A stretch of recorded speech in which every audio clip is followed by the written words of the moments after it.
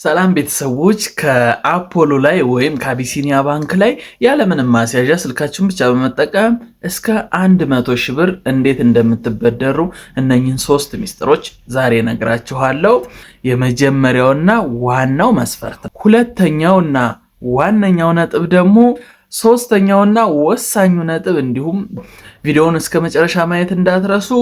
በፍጹም ሰብስክራይብ ሳታደርጉም እንዳትወጡ። ቪዲዮውን ላይክ ማድረግ በፍጹም እንዳይረሳ። ይህ የቢዝነስ እና የፋይናንስ ኢንፎርሜሽኖችን ብቻ የማቀርብበት የዩቲዩብ ቻናል ነው። እኔ አሴ ነኝ። ቻናሉ ደግሞ አሴ ቢዝነስ ነው። ዛሬ የምንነጋገርበት በአፖሎ አፕሊኬሽኑን ብቻ በመጠቀም እንዲሁም ከአቢሲኒያ ባንክ ያለምንም ማስያዣ ስልካችሁን ብቻ በመጠቀም እስከ 100 ሺህ ብር መበደር የምትችሉበትን 3 ሚስጥሮች አካፍላችኋለሁ። የመጀመሪያውና ዋነኛው አካውንት መክፈት ነው። አቢሲኒያ ላይ አካውንት መክፈት የግድ ላያስፈልግ ይችላል፣ ግን አፖሎ ላይ መክፈት አለባችሁ። ስልካችሁን ብቻ በመጠቀም አፖሎ አፕሊኬሽን ታወርዳላችሁ። እጅግ በጣም ብዙ ሜሴጆች ይልካሉ። እነሱ ምናልባት ደርሷችሁ ላይሆን ይችላል፣ ግን አፖሎን ከፕሌይ ስቶር ሄዳችሁ ማውረድ ይጠበቅባችኋል።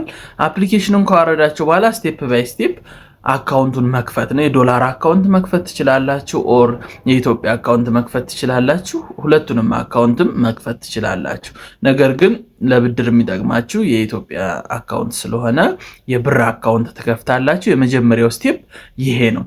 ሁለተኛው ስቴፕ የሚሆነው እንግዲህ ትራንዛክሽን ማካሄድ ነው።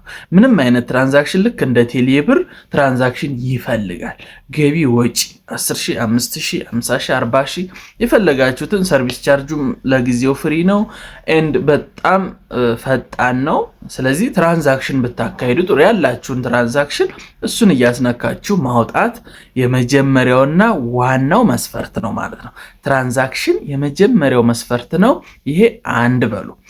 ሁለተኛውና ዋነኛው ነጥብ ደግሞ ልክ 15 ቀን ኦር ሳምንት የሆነ ትራንዛክሽን እንዳደረጋችሁ ብድር ላይ የሄዳችሁ ስታዩት ሊሚታችሁን ትንሽ ይሰጧቸዋል። 5,000 10,000 አካባቢ ለጊዜው ማለት ነው፣ እንደዛ ይሰጧቸዋል። ስለዚህ ሁለተኛው እና ወሳኙ ነጥብ ብድር መውሰድ ነው።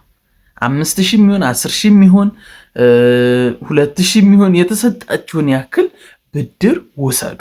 ሁለተኛው መስፈርት ይሄ ነው። ብድር ያልወሰደ ሰው እስከ 100 ሺህ ብር መበደር አይችልም። በአንድ 100 ሺህ ብር ሊሰጧቸው አይችልም። ትንንሽ ብሮችን እየተበደራችሁ ስትሄዱ እያደገ ይሄዳል ማለት ነው። በአንድ 100 ሺህ ብርም ምናልባት መውሰዱም ሪስክ ስለሚሆን እናንተ የተሰጣችሁን ሊሚት 5,000 የሚሆን 3,000 መውሰድ ነው። ሶስተኛውና ወሳኙ ነጥብ እንዲሁም በደንብ አፖሎም ስካን አድርጎ ሁሉን ነገር የሚሰጥበት መንገድ፣ የሚያሳድግላችሁ መንገድ፣ ብድራችሁን በከፍተኛ መልኩ ሊያሳድግላችሁ የሚችል ወሳኟና ዋናዋ ነጥብ ግን ብድር በሰዓቱ መመለስ። 1,000 ብር ስለሆነ 2,000 ብር ስለሆነ 100,000 ብር ስለሆነ አይደለም። በሰዓቱ የሚመልስ ብድር፣ ማንኛውም ቦታ በሰዓቱ ብድር የሚመልስ ሂስትሪው እያደገለት የመበደር አቅሙ እያደገ ይሄዳል። ይሄ የባንኮችም ትሬንድ ነው፣ የትኛውም ቦታ ያለ ትሬንድ ነው። ስለዚህ ሶስተኛው ሚስጥር ብድሩን በሰዓቱ መመለስ ነው። ብድሩን ከፍ ማለት ዝቅ ማለት ማተር አያደርግም። ይህ የዩቲዩብ ቻናል ቢዝነስ እና የቢዝነስ ኢንፎርሜሽኖችን ብቻ የማቀርብበት የዩቲዩብ ቻናል ነው። ሰብስክራይብ በፍጹም እንዳይረሳ። በቀጣይ በአዲስ የቁም ነገር እና የፋይናንስ ኢንፎርሜሽን እመጣለሁ። እስከ ቀጣይ ቪዲዮ ቴንኪው።